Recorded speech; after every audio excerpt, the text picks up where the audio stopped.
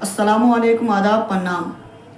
देश के राजनीति संबंधित जानकारियों के लिए हमारे चैनल एजाज विभाग को ज़रूर सब्सक्राइब करें, लाइक करें और ज़्यादा से ज़्यादा शेयर करें। हमारे चैनल के साथ आखिरी तक ज़रूर जुड़े रहें। साथ ही हमारे फेसबुक पेज एजाज विभाग को ज़रूर फॉलो करें। देश से संबंधित जो भी अहम मुद्दे हैं उसे आप लोगों के बीच लेकर आऊँगा और आता हूँ। आप सभी हमारे चैनल को सब्सक्राइब ज़रूर करें, ज़रूर हमारी वीडियो को आखिरी तक देखें। चलिए शुरू करते हैं। नमस्कार, मैं रवीश कुमार। ऐसा कहाँ होता है कि मतदान के दिन उम्मीदवार के घर पर पुलिस पहुंच जाए। आज यूपी के अंबेडकर नगर से समाजवादी पार्टी के उम्मीदवार लालजी वर्मा के घर पुलिस पहुंच गई। समाजवादी पार्टी ने यह वीडियो ट्वीट करते हुए लिखा कि लालजी वर्मा को नज़रबंद किया गया है।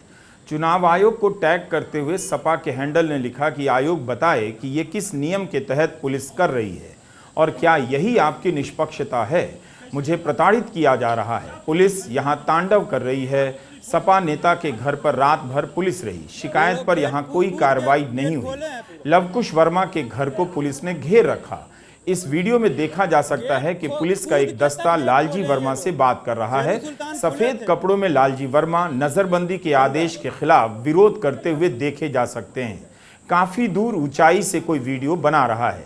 पीछे से आवाज कहती है कि यह लोग गेट कूदकर अंदर आ गए। लालजी वर्मा के सामने जिस तरह पुलिस अधिकारी खड़े हैं उसी से पता चलता है कि उन्हें भी गलती का एहसास है। वे पुलिस की तरह धमक से नहीं आए। अंबेडकर नगर में 59.5% मतदान हुआ। ये लोग गेट कूद के गेट खोले हैं। पूरा गेट कूद के तब गेट खोले हैं। ये लोग शेरू सुल्तान खुले थे। बन रहा है। हम पैसा लेकर जा रहे हैं रास्ते में, कई काम थे रास्ते में, कौन मुकदमा लिखा गया? कहीं ऐसा तो नहीं कि लालजी वर्मा के घर पुलिस पहुंचने के बाद अंबेडकर नगर में मतदान तेज हो गया। इतना जोर लगाने के बाद भी यूपी का मतदान प्रतिशत बता रहा है कि लोग वोट डालना ही नहीं चाहते। आज छठे चरण में भी यूपी में 5 बजे तक 52% ही मतदान हुआ। यूपी में प्रयागराज से कांग्रेस के उम्मीदवार उज्जवल रमण सिंह के पिता रेवती रमण सिंह को पुलिस ने हिरासत में ले लिया। रेवती रमण सिंह पुराने समाजवादी नेता रहे हैं और सांसद भी रहे हैं। रेवती रमण सिंह इस शिकायत पर करेली पहुंचे कि वहां पर मुसलमानों को वोट डालने नहीं दिया जा रहा है। मतदान केंद्रों से आने वाली इन तस्वीरों के पीछे चुनाव की 1000 कहानियां छिपी हैं। उत्तर प्रदेश में चुनाव कैसे हो रहा है, इसे जो भी जानने का दावा कर रहा है वह उतना ही नहीं जानता है। बाद में जानकार आएंगे और आंकड़े निकालकर महान समीकरण आपके सामने पेश करेंगे कि चुनाव ऐसे जीता गया। लेकिन कितने लोगों का नाम वोटर लिस्ट से काट दिया गया, कितने लोगों को मतदान की प्रक्रिया में रुकावट डालकर वोट डालने से रोका गया, इसकी जानकारी आप कभी नहीं हासिल कर पाएंगे। उनके वोट नहीं देने से चुनाव पर क्या असर पड़ा यह कोई नहीं जान पाएगा। गर्मी के कारण मतदान पर आज भी असर देखने को मिला। सुबह के वक्त कई जिलों में मतदान केंद्र खाली नजर आए। कुछ मतदान केंद्रों में दोपहर तक कम ही लोग वोट डालने आए, लेकिन इलाहाबाद और फूलपुर के कुछ मतदान केंद्रों पर ठीक ठाक भीड़ देखी गई। इसके बाद भी 5 बजे तक यहां 50% भी मतदान नहीं हुआ। फूलपुर में तो 46.8% मतदान हुआ। यही फूलपुर था जहां अखिलेश और राहुल की सभा में बड़ी संख्या में लोग आए। जिस इलाहाबाद ने अपने नाम को मिटाकर प्रयागराज होने का दिव्य हिंदू सुख प्राप्त किया, उस इलाहाबाद में भी वोटिंग को लेकर उत्साह नजर नहीं आया। हैरानी की बात है, यह बलरामपुर का एक मतदान केंद्र है। वही बलरामपुर जहां से अटल बिहारी वाजपेयी जनसंघ के टिकट पर पहली बार चुनाव लड़े और जीते, दोबारा इसी सीट से हार गए, लेकिन तीसरी बार जीत गए।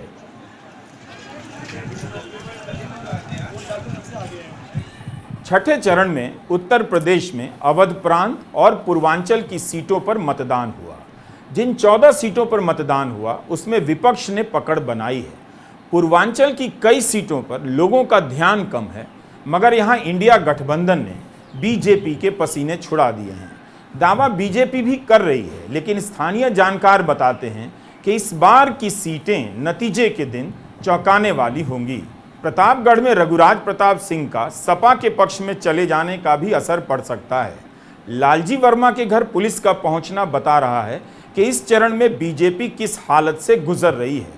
आजमगढ़ से सपा के प्रत्याशी धर्मेंद्र यादव ने कहा, प्रशासन धीमा मतदान करवा रहा है, जबकि कई जगहों पर लंबी लाइनें लगी हैं। चुनाव आयोग को शिकायतें भेजी जा रही हैं क्योंकि बीजेपी गड़बड़ी की कोशिश कर रही है। धीमा मतदान क्या किसी पैटर्न की तरफ इशारा कर रहा है? इस पर कम लोगों का ध्यान जा रहा है। कृपया इस पर ध्यान दीजिए। चूंकि उम्मीदवार का आरोप है, इसलिए धीमा मतदान की बात को अनदेखा कर दिया जाता है, लेकिन कई जगहों से आम लोग भी यही कह रहे हैं। यूपी में 2019 में 59.21% मतदान हुआ। इस बार पहले चरण में 60% से ऊपर मतदान हुआ, पांचवें चरण में 58%। आखिर यूपी में मतदान जोर क्यों नहीं पकड़ पा रहा है? कहीं ऐसा तो नहीं कि जो राम को लाए हैं वाला स्लोगन अब पसंद नहीं किया जा रहा है?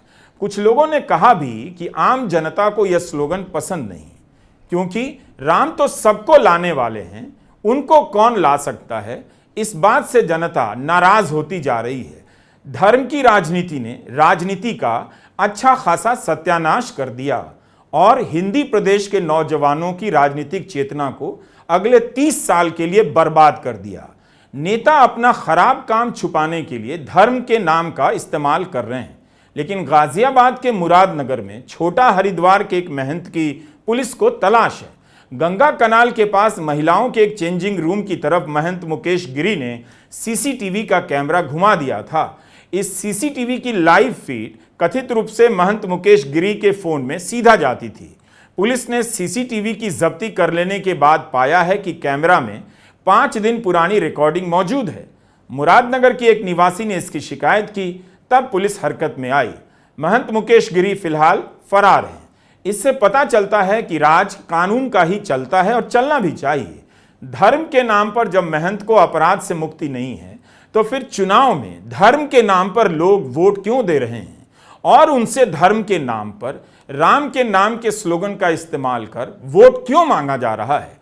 सवाल है कि यूपी में 6 चरणों के मतदान हो गए, लेकिन यूपी में मतदान जोर नहीं पकड़ पा रहा। क्या इसलिए कि यहाँ की जवानी बर्बाद हो गई? उसके पास अब रोजगार नहीं, पढ़ाई के नाम पर जुलूस निकालने की ट्रेनिंग तो मिल गई, मगर स्किल इंडिया की ट्रेनिंग नहीं मिली, और मिली तो कोई खास लाभ नहीं हुआ। क्या बेरोजगारी ने उत्तर प्रदेश के युवाओं का उत्साह ठंडा कर दिया है? अगर यूपी में ही मतदान में तेजी नहीं है, तो फिर इस चुनाव में कोई दम नजर नहीं आता। ना तो योगी ना मोदी मतदाताओं में वोट डालने का जोश पैदा कर पा रहे हैं। अब कहा जा रहा है कि गर्मी बहुत है, लेकिन गर्मी तो बंगाल में भी है, वहां 78% मतदान हुआ। बिहार में भी गर्मी है, लेकिन वहां मतदान उत्तर प्रदेश की तरह ही रहा। अगर गर्मी वजह है, तो क्या इसलिए मतदान के 7 चरण कराए गए ताकि लोग कम वोट डालने आए? 7-7 चरण में चुनाव कराने के पीछे मौसम के बारे में सोचा तो गया ही होगा। मूल बात यह है कि वोट डालने का संबंध उम्मीद से होता है। बीजेपी का 2047 के भारत का दस्तावेज युवाओं में जोश नहीं पैदा कर रहा है।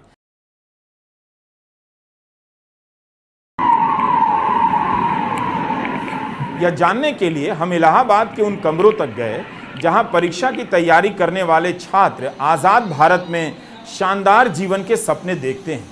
आप भी देखिए कि कैसे किसी बेरोजगार की सारी दुनिया एक बंद कमरे में सिमट आती है।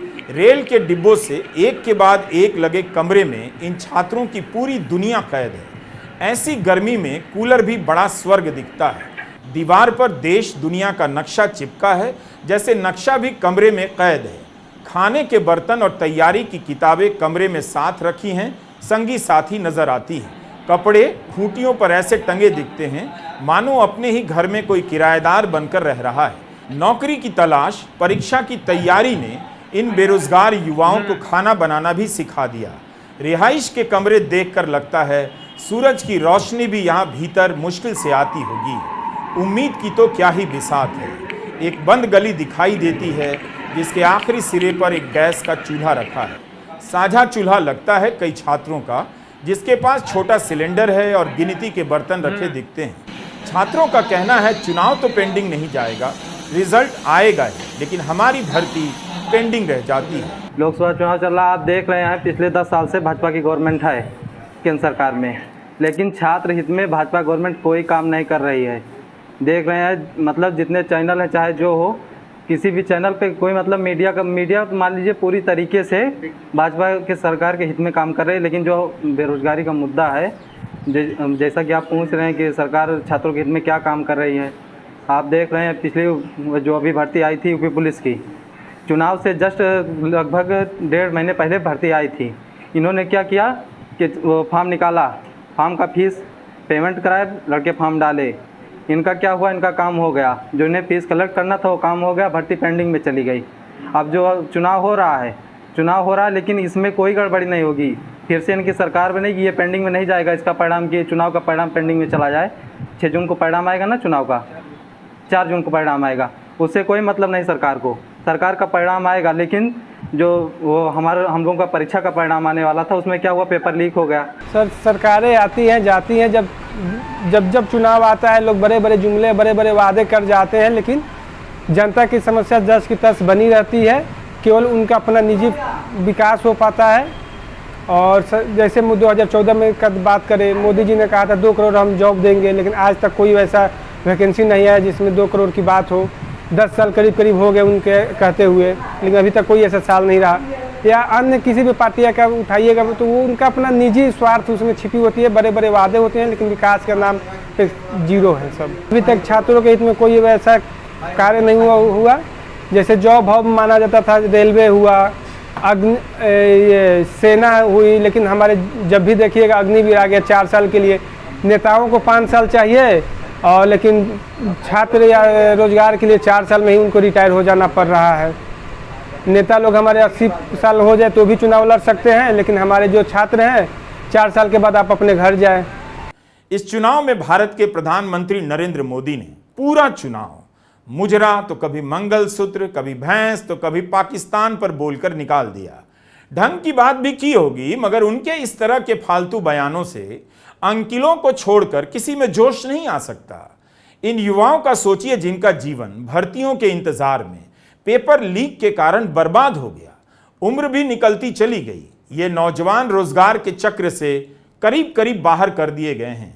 इनकी बात ही नहीं हो रही, लेकिन पीएम को परमात्मा ने भेजा, कब उन्होंने सपना देखा, न जाने क्या क्या कहते हैं। इस चुनाव में प्रधानमंत्री मोदी कौन सा एजेंडा सेट कर रहे हैं पता नहीं। अगर विकसित भारत का इतना खाका है तो मुजरा टाइप का बयान उनकी जुबान पर कैसे आता है। बनारस में प्रियंका गांधी और डिंपल यादव ने कांग्रेस के उम्मीदवार अजय राय के पक्ष में रोड शो किया।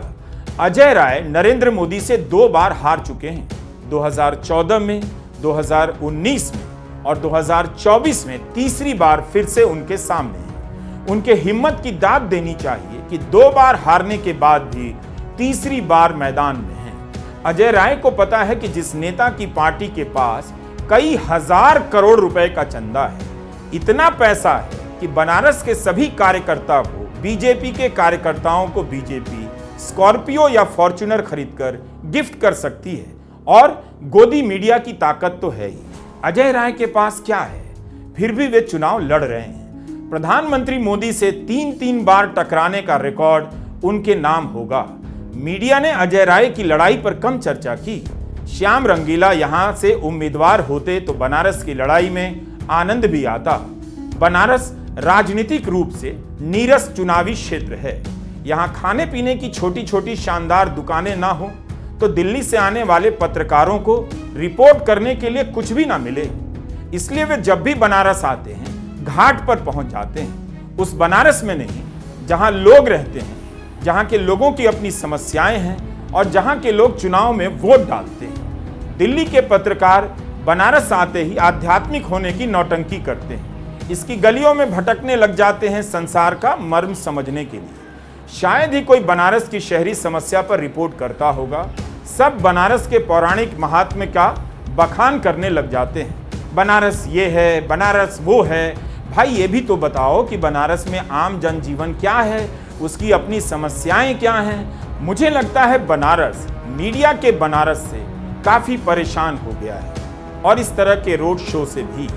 अजय राय यूपी के अकेले ऐसे नेता हैं जो चुनाव से कुछ उम्मीद नहीं रखते होंगे। इस तरह का उम्मीदवार होना भी राजनीति में दुर्लभ है। लोग जीतने के लिए सीटें बदल लेते हैं, राज्य बदल लेते हैं, मगर अजय राय हारते रहने के बाद भी उसी बनारस की सीट से लड़ते हैं। प्रधानमंत्री मोदी स्मृति ईरानी के लिए प्रचार करने अमेठी नहीं गए, लेकिन अजय राय के लिए प्रियंका गांधी, डिंपल यादव ने रोड शो किया।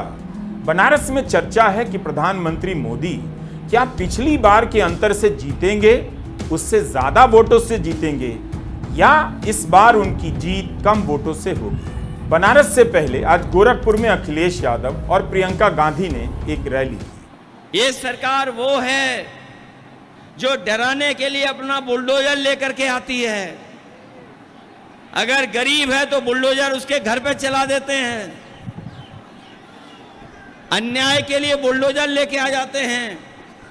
लेकिन बताओ नौजवान साथियों, अगर एक भी परीक्षा का पेपर लीक करने वाले के ऊपर अगर कोई बुलडोजर चला हो तो बता दो हमें। इसलिए मैं आपसे कह रहा हूं, ये सरकार ने पेपर लीक हुए नहीं हैं, पेपर लीक कराए हैं जिससे नौजवानों को नौकरी न मिल जाए। और जाकर के घर सोचना कि जो पेपर लीक हुए हैं जिससे आपके सालों साल खराब हुए हैं, आपका जीवन का 1/3 जीवन बर्बाद किया है। ये संविधान की बातें करते हैं, संविधान के लिए आदर नहीं है। इनके प्रत्याशी जगह जगह जाकर कहते हैं संविधान बदलने वाले हैं, आपके आरक्षण छीनने वाले हैं, आपके अधिकार छीनने वाले हैं। आज देश की परिस्थितियां ये बन चुकी हैं कि देश में गरीब, किसान, मजदूर, महिला सब परेशान हैं, सबके सामने बड़े बड़े संकट हैं। यहां मेरे निषाद भाई परेशान हैं। इसलिए कांग्रेस पार्टी और इंडिया गठबंधन सिर्फ और सिर्फ आपके मुद्दों की बातें हम करते हैं। हम सिर्फ यही बातें करते हैं जिससे आपका मतलब है। हम चुनाव में प्रचार करने आते हैं तो हम बताते हैं कि हम बेरोजगारी को कम करने के लिए क्या करेंगे, हम महंगाई को कम करने के लिए क्या करेंगे, हम महिलाओं को सक्षम बनाने के लिए क्या करेंगे। हम फिजूल की बातें नहीं करते, आपके ध्यान को भटकाने वाली बातें नहीं करते। मतदान तो कश्मीर से लेकर बंगाल और बिहार से लेकर महाराष्ट्र में भी हुआ है। क्या आपको पता है कि शरद पवार ने महाराष्ट्र में 90 से अधिक रैलियां की हैं? किसी ने उनसे पूछा 80 साल की उम्र में उन्हें इतनी ऊर्जा कहां से आती है? वे परमात्मा के किस डिपार्टमेंट से भेजे गए हैं? मल्लिकार्जुन खड़गे ने 100 सभाएं की हैं, वे भी 80 से अधिक के हैं। उनके यहां ऊर्जा कहां से आती है? चुनाव आयोग से भी पूछना चाहिए कि 7-7 चरण में चुनाव कराने की ऊर्जा कहां से आती है। नमस्कार, मैं रवीश कुमार।